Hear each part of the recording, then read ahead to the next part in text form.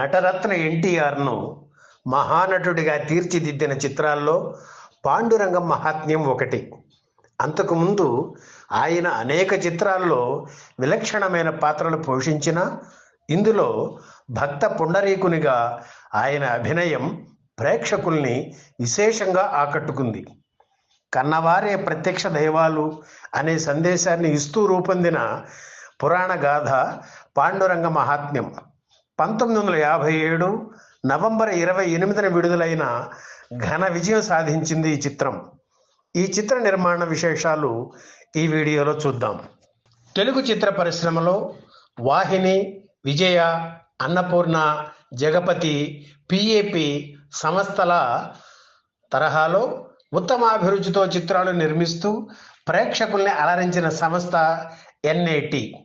వైవిధ్యమైన కథాంశాలు ఎన్నుకొని ఆరోగ్యకరమైన చిత్రాలు నిర్మించిన ఈ సంస్థకు తెలుగు చిత్ర చరిత్రలో ఒక ప్రత్యేక స్థానం ఉంది.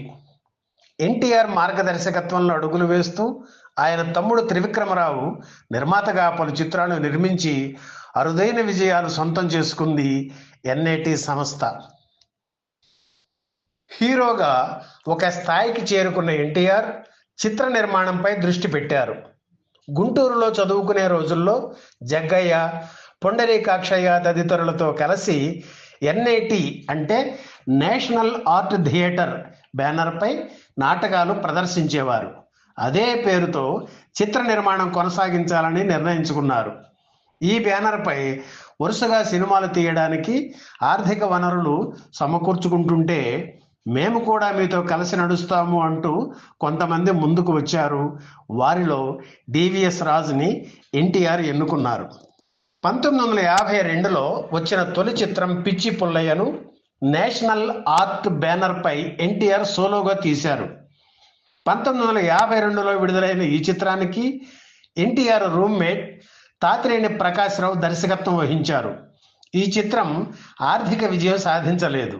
ఆ తర్వాత బ్యానర్ పేరుని నేషనల్ ఆర్ట్ థియేటర్స్గా మార్చి ఎన్టీఆర్ నిర్మించిన తోడు దొంగలు, జయసింహ, పాండురంగ మహాత్మ్యం, సీతారామ కళ్యాణం, గులేబకావళి కథ చిత్రాలను డివిఎస్ రాజుతో కలిసి నిర్మించారు ఎన్టీఆర్. ఎన్ఐటి సంస్థ నిర్మించిన జయసింహ హిట్ కావడంతో ఆ తర్వాత వచ్చే సినిమా కూడా అదే స్థాయిలో ఉండాలని కథాన్వేషణ ప్రారంభించారు నందమూరి సోదరులు. ఆ సమయంలోనే మహాశివరాత్రి సందర్భంగా మద్రాసులో ఎల్ఫిన్స్టన్ థియేటర్లో హరిదాసు చిత్రాన్ని అర్ధరాత్రి ఆటగా ప్రదర్శిస్తున్న సంగతి నందమూరి సోదరులకు తెలిసింది. ఇందులో హరిదాసుగా ఆనాటి తమిళ చిత్రరంగ సూపర్ స్టార్ ఎంకే త్యాగరాజ భాగవతార్ నటించారు. ఎన్టీఆర్, డివిఎస్ రాజు, త్రివిక్రమరావు వెళ్ళి సినిమా చూశారు. చిత్ర కథాంశం ఎన్టీఆర్కి నచ్చింది. కొన్ని మార్పులు చేసి తెలుగులో తీస్తే తప్పకుండా విజయం సాధిస్తుందని నమ్మకం కలిగింది. హరిదాసు కథనే పాండురంగ మహాత్మ్యంగా తీశారు. దర్శకుడు కమలాకర కామేశ్వరరావు అంతకుముందు ఎన్టీఆర్ నటించిన చంద్రహారం, పెంకి పెళ్ళాం చిత్రాలకు దర్శకత్వం వహించారు. ఆ రెండు ఫ్లాప్ అయ్యాయి. అయినా పాండురంగ మహాత్మ్యం చిత్రానికి ఆయన్నే దర్శకుడిగా ఎన్నుకున్నారు ఎన్టీఆర్. ఆయన తెగువ చూసి చిత్ర పరిశ్రమ ముక్కున వేలేసుకుంది. కేవీ రెడ్డి స్కూల్ నుంచి వచ్చిన దర్శకుడు కావడంతో ఈ చిత్రాన్ని సమర్థవంతంగా రూపొందించగలరని నమ్మి ఎన్టీఆర్ ఇచ్చిన అవకాశాన్ని సద్వినియోగం చేసుకున్నారు కమలాకర. పాండురంగ మహాత్మ్యం చిత్రాన్ని హిట్ చేయడమే కాకుండా తదనంతర కాలంలో అద్భుత చిత్రాలను తెలుగు జాతికి అందించి పౌరాణిక బ్రహ్మగా పేరు తెచ్చుకున్నారు కమలాకర కామేశ్వరరావు. మహారాష్ట్రకు చెందిన భక్త పుండరీకుని కథతో పాండురంగ మహాత్మ్యం చిత్రం రూపుదిద్దుకుంది.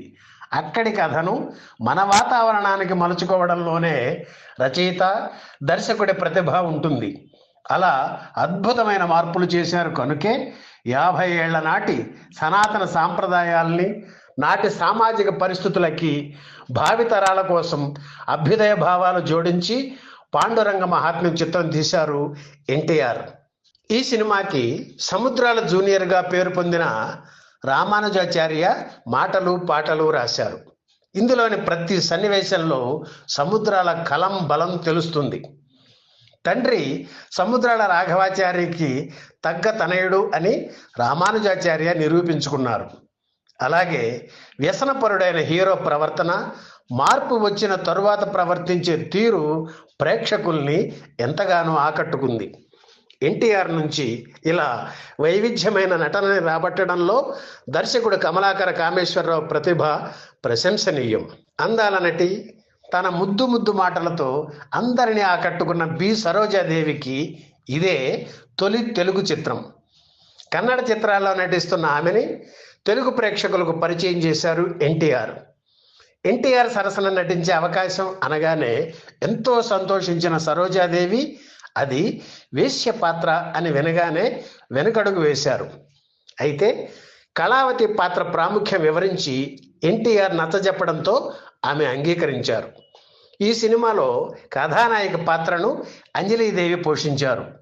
ఎన్టీఆర్ తల్లిదండ్రులుగా ఋష్యేంద్రమణి, నాగయ్య నటించారు. షావుకారు జానకి, అమ్మాజీ, పద్మనాభం, పేకేటి, కస్తూరి శివరావు, ఛాయాదేవి ఇతర ముఖ్య పాత్రలు పోషించారు. సినిమాలో కృష్ణుడిగా విజయ నిర్మల నటించారు.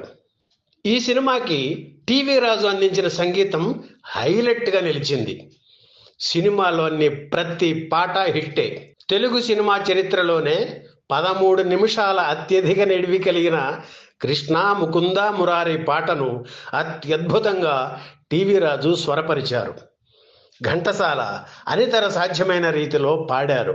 అయితే ఈ సినిమాలోని పాటలు పాడిన గాయని గాయకుల పేర్లు టైటిల్స్లో లేకపోవడం గమనార్హం.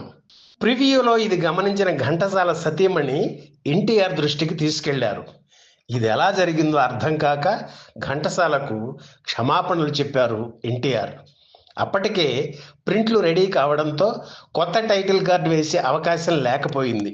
ఇదే ఇతివృత్తంతో 2008లో ఎన్టీఆర్ నటవారసుడు బాలకృష్ణతో కమలాకర కామేశ్వరరావు శిష్యుడు కె రాఘవేంద్రరావు పాండురంగడు చిత్రం తీశారు. ఇందులో శ్రీకృష్ణునిగా, పుండరీకునిగా బాలకృష్ణ ద్విపాత్రాభినయం చేశారు. అయితే ఈ సినిమా ప్రేక్షకుల్ని అంతగా ఆకట్టుకోలేదు. ఈ వీడియో మీకు నచ్చితే లైక్ చేయండి, షేర్ చేయండి, వెంటనే సబ్స్క్రైబ్ కూడా చేయండి.